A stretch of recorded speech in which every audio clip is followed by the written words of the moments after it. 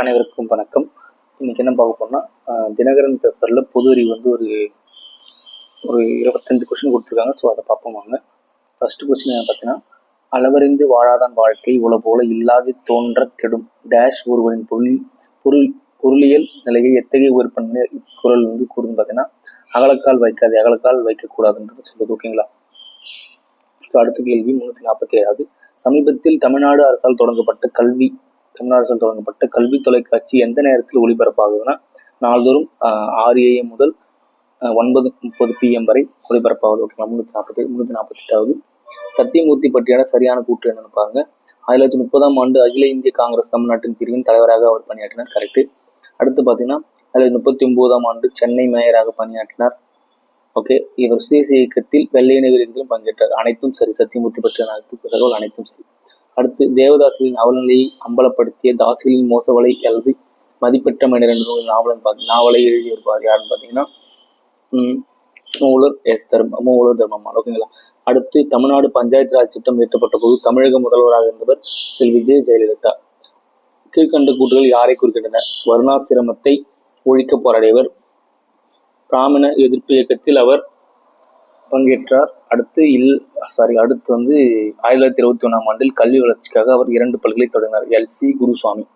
அடுத்தது 1907 சூரத் காங்கிரஸ் மாநாட்டில் தமிழ்நாட்டில் இருந்து கலந்து கொண்டவர் யாருன்னு பார்த்தீங்கன்னா பாரதியார். நெக்ஸ்ட் கொஸ்டின், பின்வரும் திட்டங்களில் எது ஊக்கத்தொகை மூலம் விவசாயிகளுடைய கரிம வேளாண்மையை மேம்படுத்துகிறது? 353வது பாம்பே பாரம்பரிய வேளாண்மை வளர்ச்சி திட்டம். Next question 354. எந்த ஆண்டு தமிழ்நாடு குடிசை மாற்று அனுமதி வாரியம் நிறுவப்பட்டது? 1970 செப்டம்பர். நெக்ஸ்ட், தமிழ்நாட்டு சுகாதார திட்டம் குறித்து சரியானதாக மேற்கண்ட அனைத்தும். தமிழ்நாட்டு மட்டும் 65% அரசு மருத்துவ நிலையங்களில் பிரசவம் நடைபெறுகிறது. NCBI வெளியிட்ட நோயாளிகளின் மனநிறைவு வளையத்தில் தமிழ்நாடு முன்னோடி மாநிலமாக திகழ்கிறது.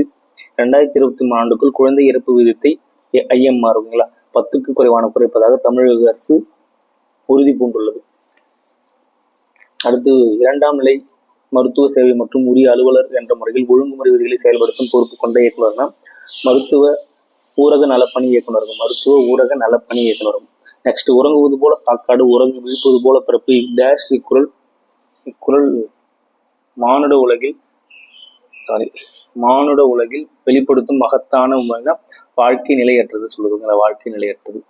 IIT மெட்ராஸ் நிறுவப்பட்ட போது முதல்வராக இருந்தாருன்னா K. Kamarajar. Option C.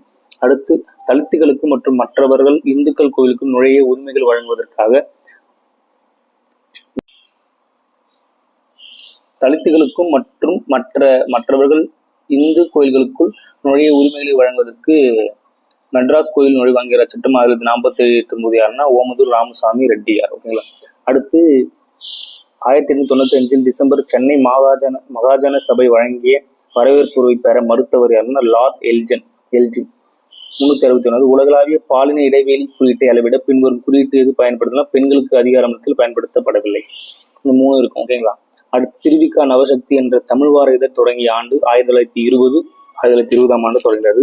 Navasakthi 1920. ஓகேங்களா? அடுத்து, அடையாறு புற்றுநோய் மையத்துக்கு அடிக்கல் நாட்டியவர் பண்டிதர் ஜவஹர்லால் நேரு. டேஷ் பூமியின் சூழ்ச்சி வேகம்னா 31 km/வினாடி. கீழ்கண்டவற்றில் ஈவே ராமசாமி நாயக்கர் தனி திராவிட கோரிக்கை சந்தித்தவர் யாருன்னா திராவிட நாடு கோரிக்கையாக sir Stafford grips. Vellore Jalakandeswarar கோவிலை கட்டியவர் சின்ன பொம்மு நாயக்கர். அடுத்து பொறுத்துக. பின்வருவனற்றில் பொறுத்துவோம். சுப்பிரமணிய சிவா வத்தலகுண்டு, சிதம்பரம் பிள்ளை ஒட்டப்பிடாரம், ராஜாஜி தோரப்பள்ளி, திருப்பூர் குமரன் சென்னிமலை. ஓகேங்களா? அடுத்து 1943 சென்னையில் தமிழ் இசை சங்கத்தை நிறுவியவர்னா சண்முக செட்டியார். அடுத்து, தமிழகத்தில் பருவமழை குறித்து தவறான அறிக்கையை தேர்வு செய்யும்னா தென்மேற்கு பருவமழையால் தமிழர்கள் மழையை பெறுவதில்லைன்னு சொல்றாங்க. இது தவறான கூற்று. ஓகேங்களா? சுதந்திர போராட்ட வீரர் NMR சுப்பராமன் டேஷ் அழைக்கப்பட்டார்னா மதுரை காந்தி. ப்ரீவியஸ் கொஸ்டின் கேட்டிருக்காங்க குரூப் 1.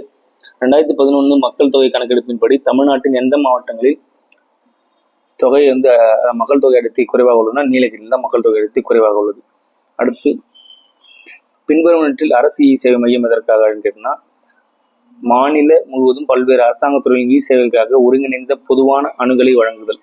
அடுத்து பொருளாதாரத்தில் பின்தங்கிய பிரிவின் 10% இடஒதுக்கீடு அரசியல் சட்டத்துக்கு எதிரானது என்று வழக்கு எதுனா Indra Sawhney versus union of India 1992. 174வது 1906 வேலூர் கிளர்ச்சி தொடர்பான தவறான ஜோடினா மெட்ராஸ் கவர்னர் ராபர்ட் லீவ், இது தவறானது. ஓகேங்களா. பின்வருவனவற்றில் எந்த மாவட்டம் தமிழ்நாட்டின் 34வது மாவட்டமாக கள்ளக்குறிச்சி, 34வது கள்ளக்குறிச்சி. ஓகேங்களா. ஸோ இதுதான் டிஎன்பிஎஸ்சி குரூப் மாதிரி தினகரன் நியூஸ் பேப்பர் வரும். இந்த வீடியோ பிடிச்சிருந்தா லைக் பண்ணுங்க, ஷேர் பண்ணுங்க, கமெண்ட் பண்ணுங்க. தமிழன் டிஎன்பிஎஸ்சி சப்ஸ்கிரைப் பண்ணுங்க, சப்போர்ட் பண்ணுங்க. நன்றி, வணக்கம். மீண்டும் சந்திப்போம்.